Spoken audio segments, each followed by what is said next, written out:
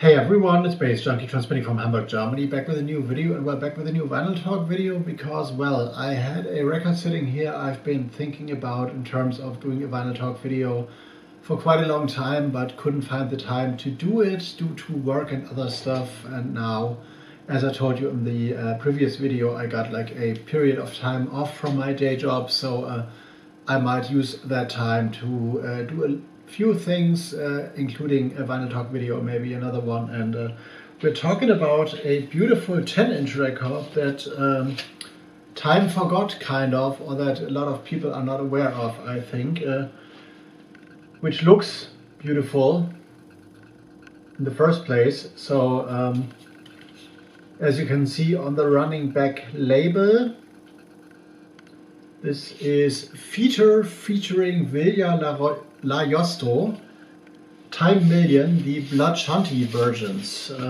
Beautiful label, beautiful design, quite unusual for the label. And well, also an unusual sound, actually. So what is this record all about, and what is the Running Back label all about? Running Back is a label run by a German DJ and also now turned producer Gerd Janson, which is usually, excuse me, I gotta look something up here, on the more house oriented side, a little bit of disco in there as well, usually. And now within the past releases, they also explored like a kind of like electro pop approach, kind of, but also have people like Digitalism on the label, and well, a lot of other people, like they are pretty active. Tortilla is on the label as well, and they've been doing a lot of series. You have seen some of that on my channel in some charter releases maybe, or videos maybe, when it came to the Running Back Super Sound Single series, which basically is a series of reissues where they've done like electro reissues and like classic, like late 80s house music and all that kind of goodness, and or mid 90s house as well. So I bought a few of those, but this one is a totally different affair. I don't know too much about Feature, other than that he, I guess, it's a male producer, has released an LP, like an album with remixes for this sound, for this track Time Million on the label. Also another album, and has a more recent release. And about Vilja Laiostro, I don't know nothing about, because well, I know that she's a female singer on the label, but or on this album, but haven't come across her in another context. But what sticks out about this is that it is not house, but it's more on a bass music and a dub tip, basically. Produced, there are four mixes on here, produced by Blood Shanty, which is a UK producer, which is, I guess, the older brother of a guy called BANDCAMP, which was an MC, aka singer, for Jar Tubby's sound in Leicester, I guess, in the UK. So has built his own sound system stuff, is a engineer, and as I said, Blood Shanty is his older brother, I guess, of Jamaican heritage. And yeah, this is basically a dub record, but not really, like, don't think Jamaican dub classic, because this is like influenced by the UK. So this is not a reggae record to begin with, but the original mix, or the Blood, as it is called here, the Blood Shanty main mix, is, of course, it has these offbeat vibes, and the vocals by Vilja Laiostro are very ethereal, and it's very laid back, like embedded in some like floating, hovering bass, but it doesn't feel like proper reggae or dub in the first place. It's more like a kind of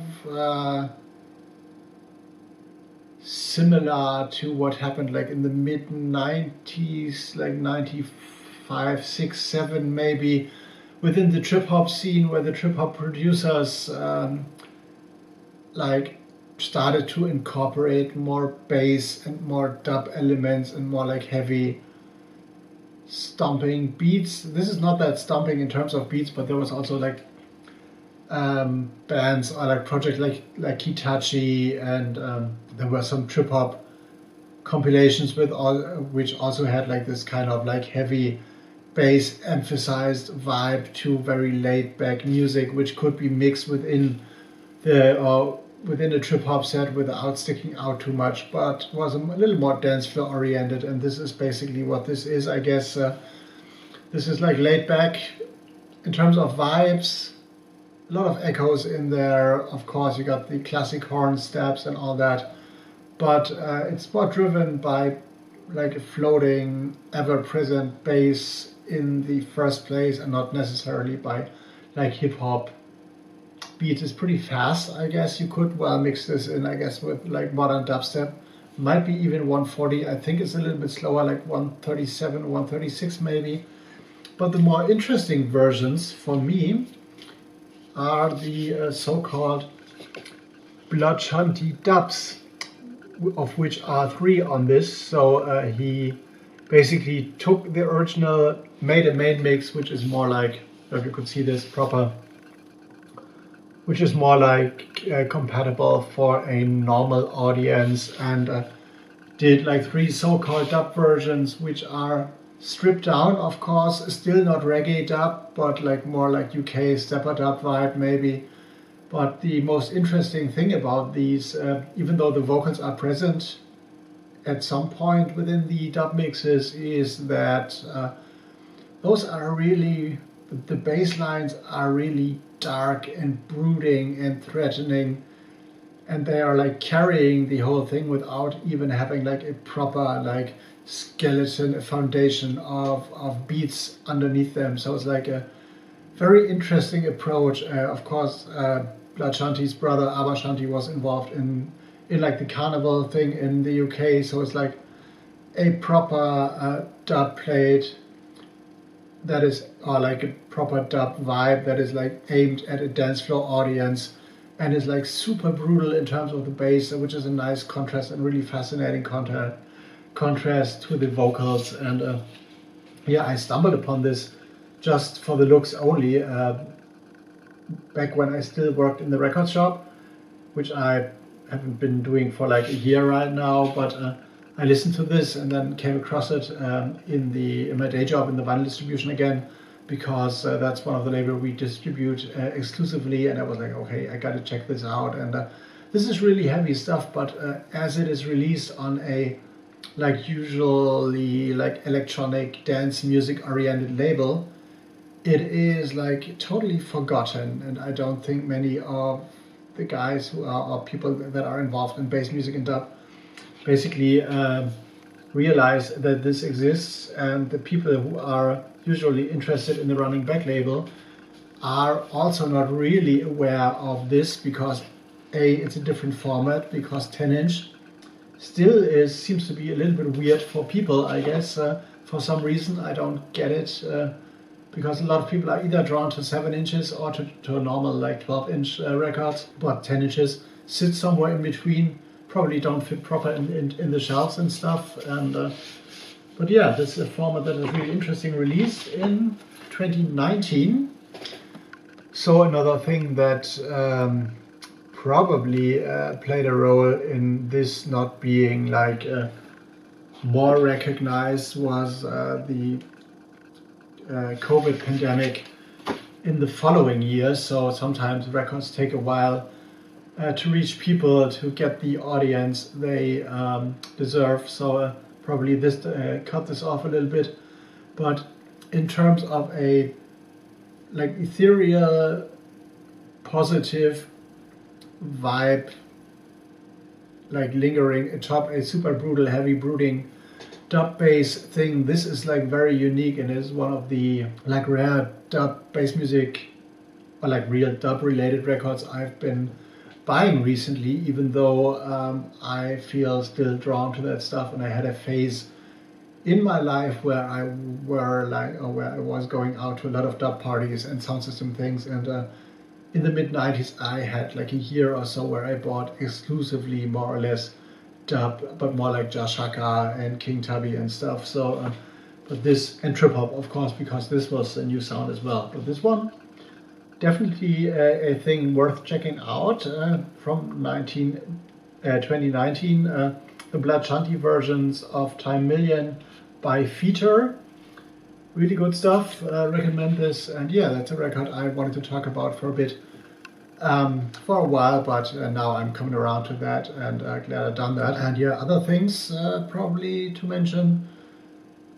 Nothing much has happened. I received like a big package from a Canadian promo agency, so which I won't unbox, but I've shown on like Instagram, and of course I will like post like reviews on my website Erzählt, which interestingly, even though the last video I shot is like not even a week old, has once again grown in terms of engagement. So I'm quite stoked about that. And yeah, talking Instagram, what do you guys think about the new thing that you are only allowed to like add 5 hashtags to a post?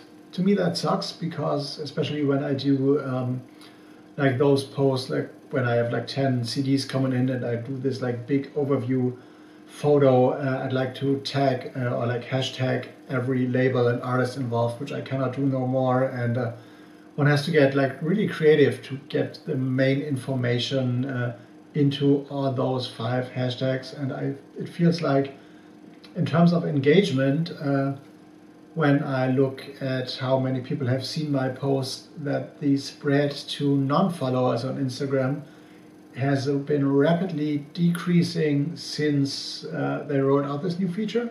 Even though the views and stuff have been like overall, the views per week have been like increasing overall, which is a weird like correlation, which I don't get right now how this happened. But this is just a like small a little social media side note on here. And yeah, another side note, yesterday I went to like a store right around the corner and to buy some like household utensil stuff. And there was a guy who like kind of not really tapped me on the shoulder and said, well, I really enjoy your radio show. And I was like, kind of radio show? I stopped doing radio and stuff. Turned out he had been listening to my Bass Junkie Presents radio show I did on BANDCAMP here in Germany, which is a online radio station that I used to, I guess, started in 2009 or something like that, or earlier even. And I was the first one to do a proper DJ radio show on that station for a while, like electronic focused stuff you can find on my Mixcloud as well. And it was like, I'm not doing that show for like since like 2011 maybe, so it's like a 14 years period. I haven't done a show on there, and I haven't done radio in Hamburg anyway, but still that guy remembered that I did radio and came up to me and we chatted a little bit and stuff. Really interesting, but still at some point those interactions are kind of strange when you think, well, okay, you enjoyed my show, that, and you still remember that, like, even though that's 1.5 decades ago. But as a fan, where have you been when I've been DJing at that time in like small places in Hamburg and stuff? And it's always those people that pop up like ages after things happened and tell you how influential that was or whatever, or how much they enjoyed it.